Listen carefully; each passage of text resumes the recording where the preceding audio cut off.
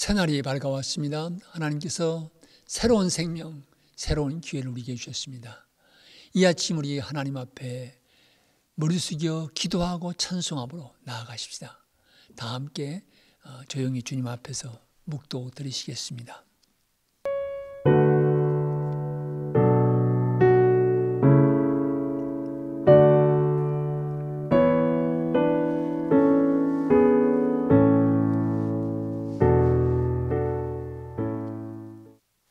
아멘. 찬송가 295장 같이 부르십시다. 295장 큰 죄에 빠진 나를 주 예수 건지사. 찬송 우리 같이 부르십시다.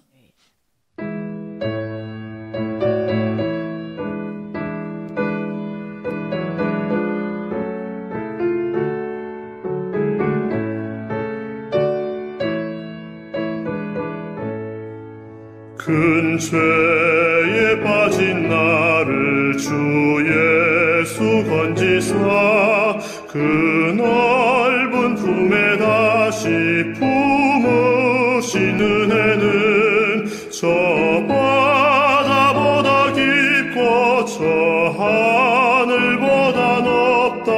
그 사랑 영원토록 나 찬송하리라.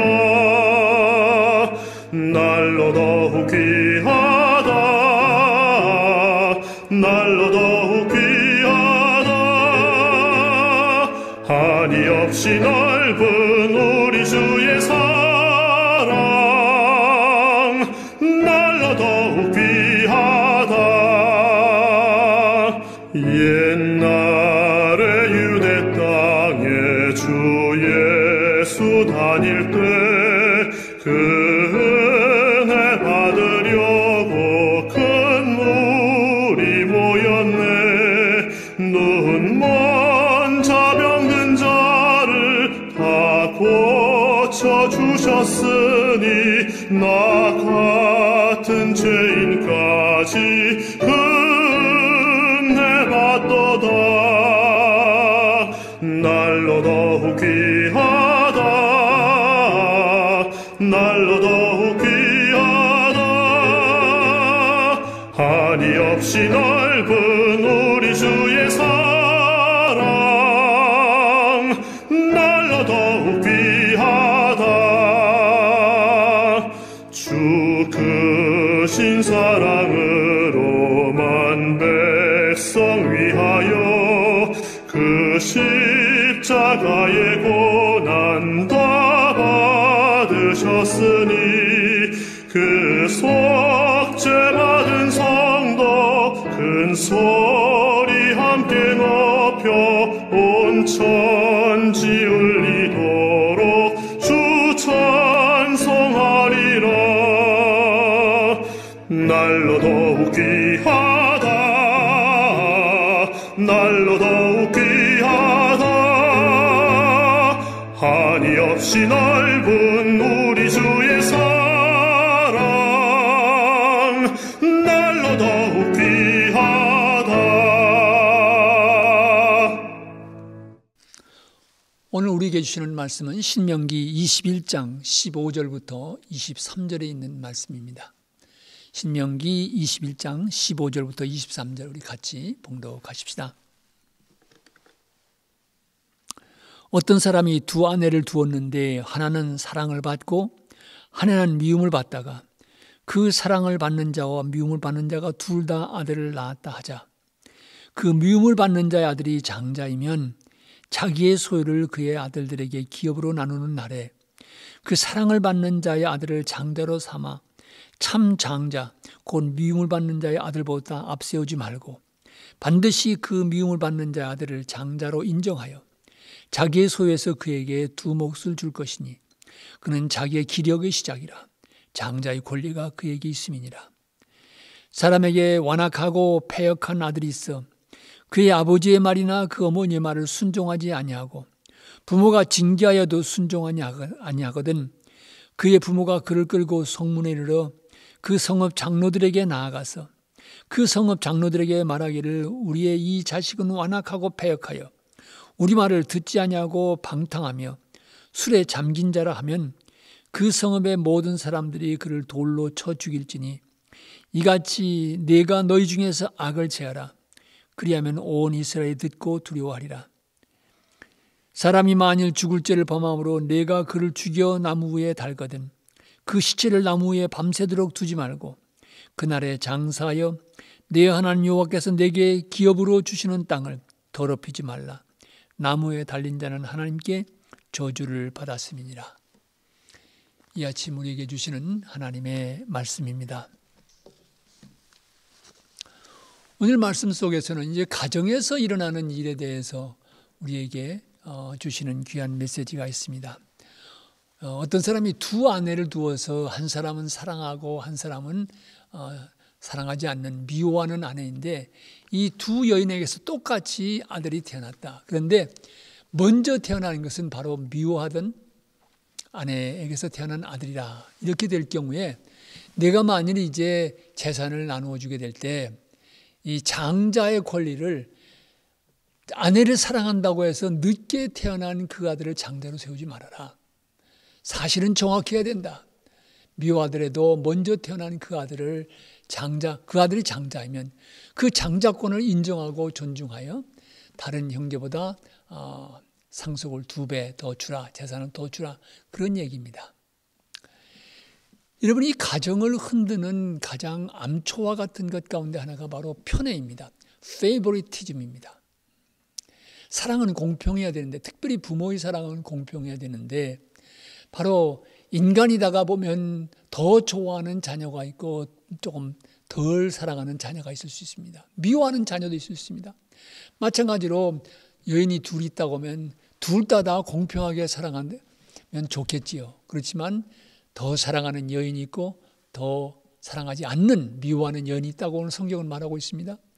여기에서 이와 같이 사랑에 공정하지 못한 사랑, 한쪽으로 흐르는 이 편에는 그 자녀들에게까지 이어져서는 안 된다는 거지요. 그 자녀들의 장자권의 문제에서는 사실은 사실대로 정확히 지켜야 된다. 이것이 바로 공평한 가정을 이루는 중요한 질서인 것을 오늘 성경은 말하고 있습니다. 여러분, 이 성경에서도 편애 때문에 어려움을 당한 많은 가정이지요. 야곱이 요셉을 편애하다가 어려움 당한 걸 우리는 알 수 있습니다. 그러나 하나님께서는 그 편애의 어려움까지도 은혜로 바꿔주신 것을 보게 됩니다. 여러분, 우리의 자녀들을 양육할 때 이 편애를 정말 극복할 수 있어야 됩니다. 사랑을 더 많이 받는 사람은 좋을지 모릅니다. 그러나 이 사랑에서 소외되는 사람은 상처를 입게 되고 불만과 아픔을 경험하며 일생을 살아갈 수가 있습니다.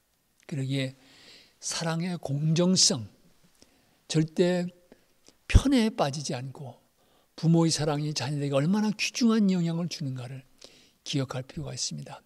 옛날 어른들은 남자면은 더 많이 사랑하고 딸이면은 좀 경홀히 여겼던 것을 볼 수 있습니다. 요즘은 이제 섹시즘이라고 해서 많이 비난을 받고 있죠. 교회도 마찬가지입니다. 남자 목사님은 좋지만 여자 목사님은 안 된다. 그래서 어떤 그 어려움을 겪었던 경험도 있습니다. 그렇기 때문에 생명은 다 하나님 앞에서 귀중한 것이기 때문에 특별히 가정에서 자녀들을 대할 때 공정하고 정확하게 진실에 기초한, 사실에 기초한 그런 결정이 필요하다라고 하는 것을 발견할 수 있습니다.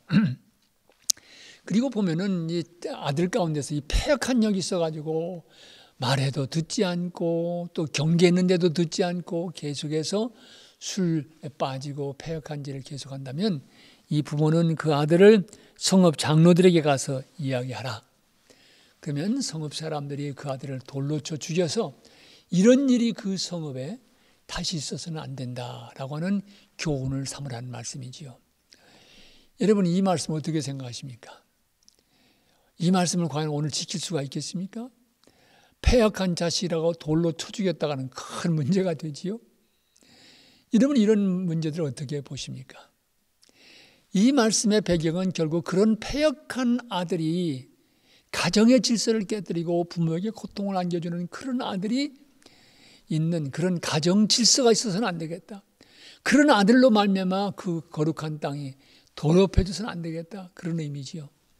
그렇지만 사실 신약에 와서 이 하나님의 사랑과 은혜는 율법을 넘어서서 훨씬 더 크고 깊게 증거된 것을 우리는 발견하게 됩니다. 가장 좋은 것이 부모의 유산, 부모님 아직도 살아계신데 유산을 청구해서 아버지의 품을 떠났던 아들이지요. 방탕한 자식이 되었습니다. 다 탕진했습니다. 그 아들이 돌아왔을 때 아버지가 어떻게 맞이했습니까? 그 아버지는 이미 기다리고 있었습니다. 기다리는 이 아버지, 이것이 바로 하나님께서 우리 향해 갖고 계신 사랑이라고 하는 것. 신약성경은 분명히 우리에게 말해줍니다. 예수님께서는 가늠하다가 현장에 잡힌 여인도 포기하지 않으셨습니다. 죄 없는 자가 돌로 치라고 하면서 마지막에는 나도 너를 정죄하지 않으니 다시는 가서 죄를 짓지 말라 하면서 그 여인에게 새로운 생명길을 열어줬습니다. 사마리아 성을 지나가다가 남편이 여럿이 있는 그 여인, 부끄러움을 안고 있는 그 여인도 주님께서는 대화의 상대로 맞아주시면서 그 여인에게 새로운 생명길을 열어주신 것을 보게 됩니다. 그러기에 이런 구약의 율법들을 행할 때 우리는 이 율법 문자적으로 지키는 것이 아니라 이런 아들까지도 신약에 와서 주님의 말씀에 비춰서 이 율법들을 보면서 주님의 사랑 안에서 이 문제들을 대하는 것이 필요합니다. 우리는 예수 그리스도 안에서 계시된 하나님, 그 하나님이 가장 권위 있고 모든 다른 계시의 표준이 되는 것을 우리는 믿습니다. 가장 결정적인 하나님의 계시입니다. 그러기에 우리는 더 이상 이런 율법에 대해서 돌로 치는 일을 행하는 것이 아니라 오히려 그 아들을 긍휼히 여기고 계속해서 끊임없이 안고 가야 되는 하나님의 사랑의 마음을 배우는 것이 필요합니다. 어느 어린 소녀가 성경을 읽게 되었습니다. 구역을 읽으면서 진멸하라, 다 죽여라 그런 성경을 읽다가 신약에 와서 예수님께서 소개해 주시는 아버지, 사랑의 아버지, 아들을 기다리고 맞아주시는 아버지를 읽고 난 다음에 부모님께 이런 얘기를 했다고 합니다. 엄마, 아빠, 하나님이 신약에 와서 많이 착해지셨네. 여러분 참 정직한 얘기지요. 우리가 구약을 읽다가 신약에 와서 보면 정말 그런 하나님의 모습을 보게 되는 것입니다. 그런데 사실 하나님이 착해지신 것이 아니라 하나님은 그런 사랑의 하나님이십니다. 그 하나님의 사랑에 대한 인간의 이해가 예수님을 통해서 더 분명히 더 밝히 드러나게 된 것이지요. 그렇기 때문에 우리는 그런 패역한 아들이라 할지라도 포기하지 않습니다. 많은 부모님들이 그런 경험하셨습니다. 그래도 안고 가면서 눈물 뿌리면서 아들 혹은 딸의 돌아오기를 기다렸던 많은 어머니 아버지의 사랑의 이야기들을 우리는 알고 있습니다. 끝까지 주님 손 붙잡고 주님 의지하고 돌아오기를 위해서 기도하고 문 열어놓고 기다리는 그 사랑이 많은 자녀들, 방황하던 자녀들을 바꾸고 새 생명의 날을 열어준 것을 우리는 잘 알고 있습니다. 우리는 신약의 말씀에서 오늘 이 말씀을 기억할 필요가 있습니다. 그리고 오늘 또 말씀에서 보면은 나무에 매달아 죽이는 그런 처형을 했다 할지라도 밤새 나무에 매달두지 말아라. 그 거룩한 땅이 시신으로 말미암아 더럽히지 않도록 바로바로 처리할 것을 성경은 말하고 있습니다. 어쨌든 어제에서 오늘도 들어가서 너희들이 살게 되는 땅은 거룩하고 아름답게 간직해 가라고 하는 것입니다. 불의한 피가 그 땅을 더럽히지 않도록, 억울한 피가 하나님 앞에 호소하지 않도록 그 땅을 거룩하고 아름답게 간직해 가는 책임이 백성들에게 주어진 것을 계속해서 일깨우고 있습니다. 여러분, 오늘 우리가 살아가는 이 땅이 어떻습니까? 이 땅이 하나님께서 기뻐하시는 세상 되도록 불의의 소리가, 불의에 의해서 희생당하는 소리가 들려지지 않는 세상 되도록 우리는 얼마나 관심을 가지고 세상을 주목하고 있습니까? 이 일에 참여하고 있습니까? 오늘 하루 살아가는 동안에도 이 땅에서 탄식하는 소리가 들려지지 않도록, 오히려 이 땅에서 감사와 찬양의 소리가 주님 앞에 들려질 수 있도록 그런 인생을 오늘 하루 살아가십시다. 이것이 새 땅을 주시는 주님께서 우리에게 주시는 기대요. 또한 명령인 것을 이 아침 다시 한번 확인했으면 좋겠습니다. 오늘 하루 우리가 살고 있는 이 땅이, 우리가 선 이 땅이 거룩한 땅 되도록 주님 안에서 주님과 동행하시는 하루 살아가시기를 진심으로 기원합니다. 우리 기도하십시다. 하나님, 거듭거듭해서 이스라엘 백성들에게 이제 너희들이 들어가서 살게 되는 땅을 거룩한 땅으로 간직하고 불의의 죽음이나 안타까운 탄식의 소리들이 들리지 않도록 그 땅에 살아가는 삶의 역사를 바르게 갖고 갈 것을 당부하시는 말씀을 저희들이 대했습니다. 오늘 우리가 살아가는 이 땅도 억울하게 희생당하는 생명의 소리가 들려지지 않도록 진실과 정의가 강같이 흐르는 땅이 되도록 우리 모두도 힘써 참여하며 갖고 갈 수 있게 해주시옵소서. 오늘 하루 살아갈 때 우리가 서 있는 땅이, 우리가 서 있는 자리가 하나님께서 기뻐하시는 자리가 되도록 주님께 드리는 찬송과 감사가 바쳐지는 아름다운 땅 되도록 그렇게 오늘 하루도 살아가는 우리 모두가 되게 해주시옵소서.